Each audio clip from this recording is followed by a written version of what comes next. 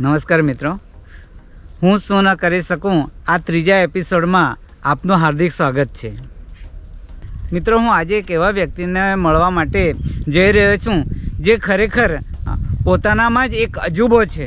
શું એવા મિત્રોને તમે મળવા માંગશો ખરા? તો ચોક્કસ આપણે એમને મળીએ. મિત્રો, તમને જાણીને આનંદ થશે કે જે રાજુભાઈના મેં વિડીયો જોયા, મધમાખી જ્યારે આકાશમાં ઉડતી હોય અને એની સામે જ્યારે એ હાથ ઊંચો કરતાની સાથે જ મધમાખી એમની સાથે દોસ્તી કરી લે, એવું જ્યારે મેં આ વિડીયોમાં જોયું ત્યારે ખરેખર રાજુભાઈને મળવાનું એટલી તાલાવેલી જાગી કે આજે મારે મળવું જ છે. તો ખરેખર એ દિવસ આવી ગયો ને આજે હું રાજુભાઈ જોડે મળી રહ્યો છે. નમસ્કાર રાજુભાઈ. નમસ્કાર. કેમ છો? બસ મજામાં. તમને મળીને ખરેખર આનંદ થયો. હું કેટલા દિવસથી ઇંતજારી કરતો હતો કે હું તમને મુલાકાત કરીશ, મળીશ, પરંતુ આજે એ દિવસ આવી ગયો અને આજે તમારી મુલાકાત થઈ. બરાબર. દીપકભાઈ, તમને પણ મળીને એક મને ખૂબ આનંદ થયો કે મને પણ એમ કોઈ યુટ્યુબર મને સામેથી મળવા આવ્યા. અચ્છા રાજુભાઈ, તમે જે આ વિડીયોની અંદર ઘણી બધી વસ્તુઓ જે બતાવી એ ખરેખર તો અજુબો છે એમ. આજના જમાના માટે તો એક અજુબો જ છે. તો એ તમે આ મધમાખી વિશેનો વિચાર કેવી રીતે આવ્યો કે આ મધ પકડવું જોઈએ? મને પણ પહેલા છે ને મધમાખી ઉપર બહુ ડર લાગતો હતો. આ વસ્તુ જ્યારે પણ આપણે સામે હોય કે આપણે એને પકડીએ કાં તો કડે તો જ આપણને ખ્યાલ આવે કે આ વસ્તુ તો બહુ ખરાબ છે એમ. પણ મને એકવાર અમે જ્યારે નાના હતા ત્યારે છે ને બધા છોકરા લોકો સાથે નાના જે પૂડા આવે મધમાખીના એ પાડતા હતા. અચ્છા. પણ પછી મારા ફ્રેન્ડ જોડે અમને એક વિચાર આવ્યો કે આપણે મોટા મધ પર આવું ટ્રાય કરી શકાય એમ કરીને. પછી અમે એક હિંમત કરી ને અમે જોયું કે અમારી જે બાજુનો વાડી છે, આંબાની વાડી છે, એમાં ભોર મધનો એક પૂડો બેઠો હતો. અચ્છા. તે જે લોકો હતા તે કેરી પાડવાથી બીતા હતા એમ.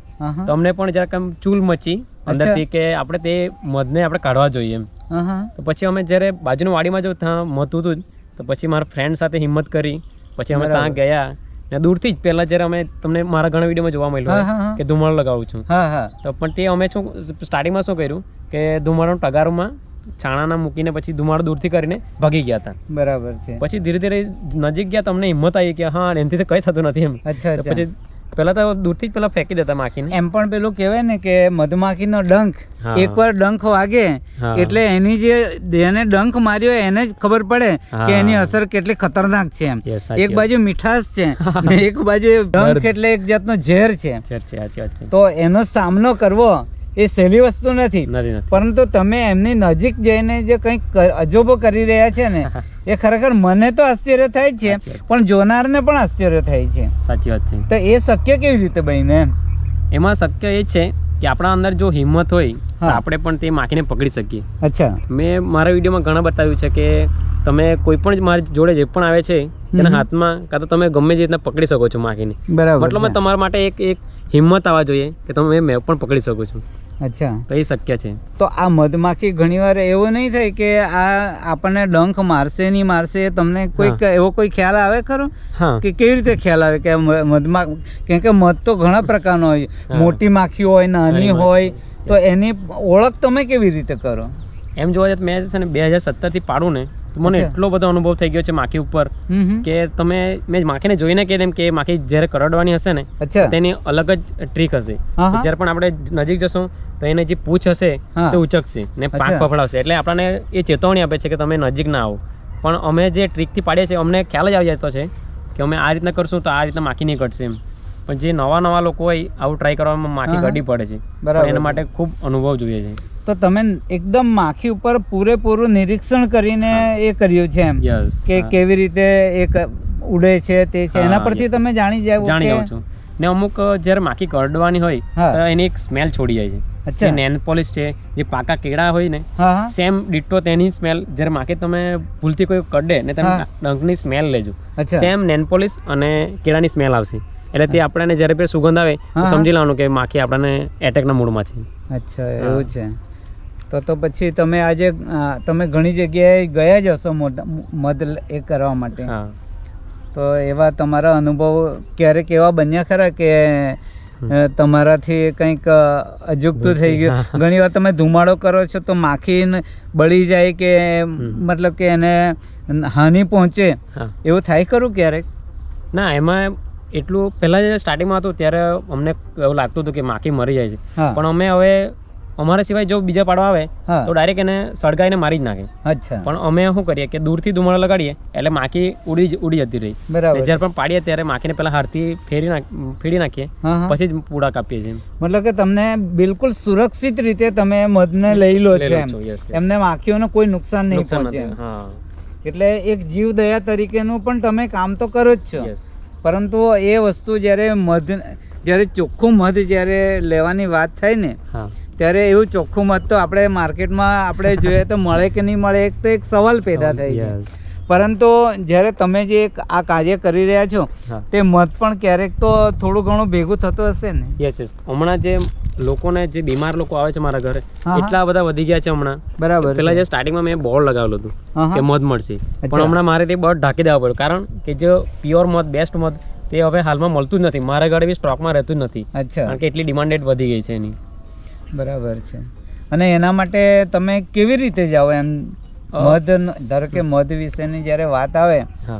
તો કોઈ મધ મતલબ કે કોઈ ત્યાં હોય હા. તો એના માટે તમને કોઈ કોલ કરે કે Yes, yes. બોલાવે, કેવી રીતે કરે છે? એ લોકો પહેલા સામેથી ફોન કરે છે અચ્છા. કે જ્યારે પણ એ કંઈ હુમલો ને એવું થયેલું હોય, જે હા. મધનો પક્ષી આવે તે કડી ગયેલું હોય, એના કારણે બધાને માખી કડી ગયેલી. બરાબર. અમુક જગ્યાએ એવા જગ્યાએ કિસ્સા બન્યા છે કે ત્યાં અમુક લોકો તો હોસ્પિટલ જતા રહ્યા છે, 108 લેવા આવી છે. હા, હા. એટલી માખી હુમલો કરે છે. ત્યાંથી બરાબર. મને ઓર્ડર આવે છે કે ભાઈ આવી જાઓ તમે, કે માખીએ ઘણું હેરાન કરેલું છે. એટલે બરાબર. અમને સામેથી બોલાવીને પછી એ મધ પૂડાને પાળી નાખે છે. અચ્છા. હા. તો આમ ધારો કે કોઈ મધમાખી કરડી હોય હા. એના માટે એમ પ્રાથમિક ઉપચાર કોઈ એવો ખરો કે જેનાથી એમ થોડો શાંતિ મળી શકે એમ? યસ. જ્યારે પણ આપણે માખી કરડે, હા. આગળના લોકો કહેતા હતા કે દાંતરડું ઘસી દેવું. હા, દાંતરડું કારણ શું કે જો આપણે હાથથી પકડીએ હા. તો એ ડંખના ઉપર આટલી નાની થેલી હોય છે ઝેરની. અચ્છા. જે હાથથી પકડવા જઈએ હા. તો તે થેલી દબાઈ જાય ને વધારે પડતું ઝેર જતું રહે. અચ્છા. તો આપણે આગળના લોકો દાંતરડું કહેતા હતા ને, એ એવું જ કહેતા હતા કે આપણે દાંતાથી કાઢીએ ને દાંતરડાથી, હા. તો ઉપરની જે થેલી તે દબાઈતી નથી. હા, એ એટલે આપણે બહાર જ જતી રહી. બરાબર છે. તો આપણે બી એવી રીતના એટીએમ તથા કોઈ પણ લોખંડની વસ્તુ કે એવું કંઈ તમે લઈ શકો ને, હા, હા. તેમ એના ક્રોસ કરીથી એમ કાઢી નાખાય એનાથી. અચ્છા, બરાબર છે. ને પછી તમે તેના ઉપર કોલગેટ, બેસ્ટમાં બેસ્ટ બરફ, અચ્છા. બરફ ના હોય તો કોલગેટ ને તો બેકિંગ સોડા, અચ્છા. એ રીતના તમે તે લગાવી શકો. પ્રાથમિક ઉપચાર એ કરી પ્રાથમિક શકાય ઉપચાર, છે. yes. બરાબર છે. હા.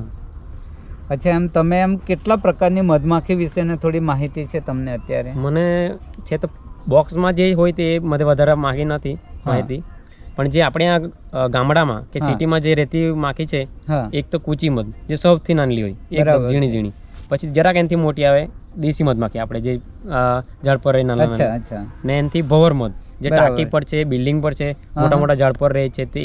બરાબર છે. Yes. ને બીજી છે તે એક 7 પૂડાવાળી, જે અંધારામાં જ રહે છે ને એના 7થી વધારે કોઈ વાર તો 19-20 પૂડા પણ બની જાય. 19-20 પૂડા? 19-20 પૂડા, યસ. ઓહો હો. 7 પૂડામાં એ જોવા મળે, પણ અચ્છા. નામ પડી ગયું છે 7 પૂડા, હા, વધારે બરાબર. 7 પૂડા રહે જ છે ને. તો એક પૂડામાંથી આપણે જ્યારે કે વિચારીએ હા. તો એક નાનો પૂડો હોય તેમાંથી હા. કેટલા મિલી જેવું નીકળે મધ? જે આપણે દેશી મધમાં જોવા જાય તો આપણને બહુ જ બધું 700, 800, 900, કોઈ વાર 1 કિલો બી નીકળી જાય.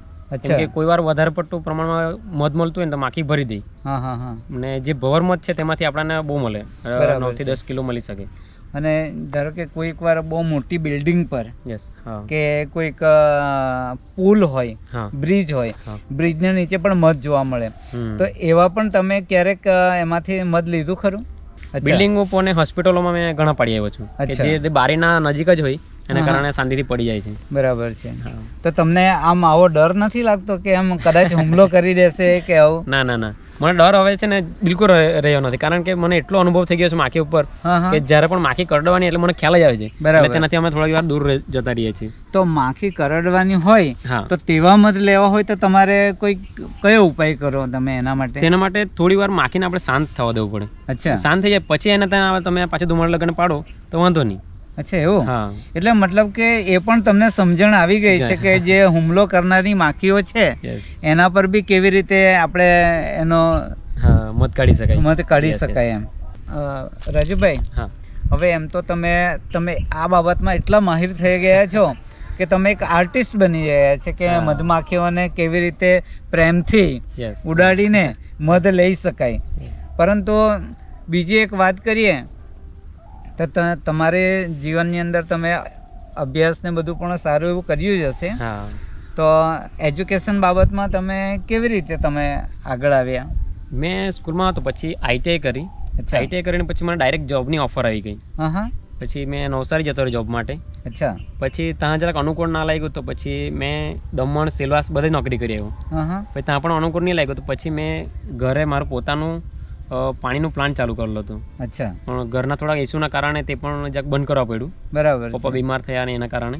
અચ્છા અચ્છા. પછી જે મને યુટ્યુબ તરફથી જે પેલું સપોર્ટ મળ્યો, બહુ બેસ્ટ મળ્યો. પછી મને એવું લાગ્યું કે એમાં જ આપણે ઘણી મહેનત કરી લેવા જોઈએ. બરાબર. એટલે પછી મેં યુટ્યુબમાં વધારે કોન્સન્ટ્રેટ કરવા લાગ્યો. હવે તમે જે મધ, ચોખ્ખું મધ તો લો છો, હા, પણ માર્કેટમાં ઘણીવાર એવું પણ સાંભળવા મળ્યું છે કે આ ડુપ્લિકેટ છે કે કોઈક બનાવેલું છે, બનાવટી છે. તો ઓરિજિનલ અને બનાવટીમાં કંઈ ડિફરન્સ તમને કોઈ એવું ક્યારેક તમે વિચાર્યું ખરું? હા, એમાં તો તમે વધારે પડતે યુટ્યુબ પર બી સર્ચ કરશો ને તો મળી જશે. અચ્છા. પણ મારા ખ્યાલથી પણ એ જ છે કે તમે ચોખ્ખું મધને ચકાસવા માટે પાણીના ગ્લાસ લેવો, એના અંદર મધને નાખો, પછી આપણે હલાઈ જવું. જો ભળી ગયું અંદર તો એ ડુપ્લિકેટ છે, ને ઓરિજિનલ મધ હશે તે નીચે બેસી જશે. અચ્છા, એવું એમાં નહીં ભળશે. ને બીજું છે તો આપણે કાગળ કાં તો કોઈ પણ પૈસા નોટ લઈ શકે, પછી તેના ઉપર મધ નાખો, નીચેથી સળગાઈ જવું. જો ઉકળવા લાગી જાય તો એ ડુપ્લિકેટ છે, ને બિલકુલ કંઈ વાંધો નહીં આવે તો એ ઓરિજિનલ છે. અચ્છા. ને બીજું એક છે તો આપણે જે ઓરિજિનલ મધ છે ને એ કોઈ પણ કપડા ઉપર રહેતું નથી. આમ આપણે છાંટો પાડીએ તે તરત સરકી જાય. જે ડુપ્લિકેટ છે તે અંદર પછી જતું રહે. અચ્છા. એટલે મતલબ કે આ એની ઓળખ છે. ઓળખ છે. યસ. ખૂબ સરસ, ખૂબ સરસ. મિત્રો, રાજુભાઈની મુલાકાત પછી તમને કેવું લાગ્યું એ ચોક્કસ મને કહેજો. અને બીજું કે મધ અને મધમાખી વિશે કંઈક પણ તમારે સવાલ પૂછવો હોય તો કોમેન્ટ બોક્સમાં જરૂર લખજો કે જેનાથી હું તમને આના વિશેની માહિતી આપી શકું. તો મિત્રો, જો આ વિડીયો પસંદ તમને પડ્યો હોય તો ચોક્કસ લાઈક કરજો, શેર કરજો અને સબસ્ક્રાઈબ કરજો. અને કંઈ પણ હોય કોમેન્ટ બોક્સમાં ચોક્કસ લખજો. ધન્યવાદ. તો દીપકભાઈ, મારા ઘરે એક સાતપુડાનો હમણાં નવો પૂડો બન્યો છે. અચ્છા. તમને હાલે બતાવું. આ રીતના જે માખીઓ હોય છે ભૂરા કલરની, તમે જોઈ શકો. આ જે માખી હમણાં કરી રહ્યા છે ને એને બેંગની ડાન્સ કહેવાય, જે લાસ્ટમાં કરતી છે, અંદર જતી રહી. એમ ફરીને ગોળ ગોળ ફરે, પાછી અંદર જાય. બરાબર. એ રીતના કરે તો એ અમુક વિસ્તારનું ચકાસણી કરીને આવીને પછી એ લોકોના જે વર્કર લોકોને છે એ બતાવી રહી છે કે આટલા વિસ્તારમાં મધ છે, આટલા વિસ્તારમાં પરાગ છે. આમાં એક મુખ્ય માખી હોય એવું ખરું? યસ, રાણી છે. જ્યારે પણ આપણે જોવા જઈએ તો એ રાણીની અંદર છુપાઈ દે લોકો. રાણીને છુપાવી જ દે. એ જોવામાં ભાગ્યે જ આવે છે આપણે. બરાબર છે. તો તમને કેવી રીતે ખબર પડે કે રાણી છે, કે આ રાણી છે? જે નવી રાણી હોય છે તેનો કલર લાલ હોય છે. અચ્છા. અને જે રાણી હોય તેના પંખ આટલા ટૂંકા જ હોય છે. તમે બીજી માખીને જોઈ શકો, એના બધા આપણે હાઈટ હિસાબે પંખ છે. બરાબર. જે રાણી હશે તેના પંખ અડધા હશે, ને જેટલી જૂની હશે એટલા બ્લેક કલરમાં, કાળા કલરમાં હશે. અચ્છા. રાજુભાઈ, એક વસ્તુ, આ રાણી માખી કેવી રીતે બને એના વિશે કોઈ માહિતી ખરી? યસ. જો એ લોકોના હમણાં હાલે છૂટા થયા છે એ લોકો, તો આ નવા પૂડા બનાવશે, પછી વધારે પ્રમાણમાં માખી વધી જશે ત્યારે વર્કર લોકો નીચે પૂડાના નીચે એકદમ લાસ્ટમાં અલગ પ્રકારના સેલ બનાવશે. અચ્છા. અમુક જગ મોટા હોય છે. પછી તેમાં રાણી એક બચ્ચું મૂકશે, પછી તેમાં રોયલ જેલી ભરવામાં આવશે. પછી તે વધારે પડતી રોયલ જેલી ભરવામાં આવશે ને તેમાંથી રાણી બનશે. અચ્છા. પછી પાછી તે બહાર નીકળી આવશે ને પછી તે એકબીજા હાથના રાણી સાથે લડાઈ થશે ને એ પછી અડધી માખી લઈને જતી રહેશે. એ રીતના અલગ થઈને બીજું પૂડું બનાવે છે લોકો. ઓહો. રાજુભાઈ, આ રોયલ જેલીની જે વાત કરી એ શું છે?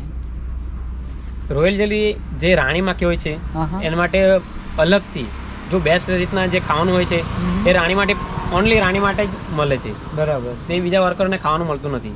અચ્છા. કારણ કે તેના થકી જ રાણી જે 5 વર્ષ 6 વર્ષ જીવી શકે છે એ રોયલ જેલીના કારણે. બરાબર. ખૂબ સરસ, ખૂબ સરસ.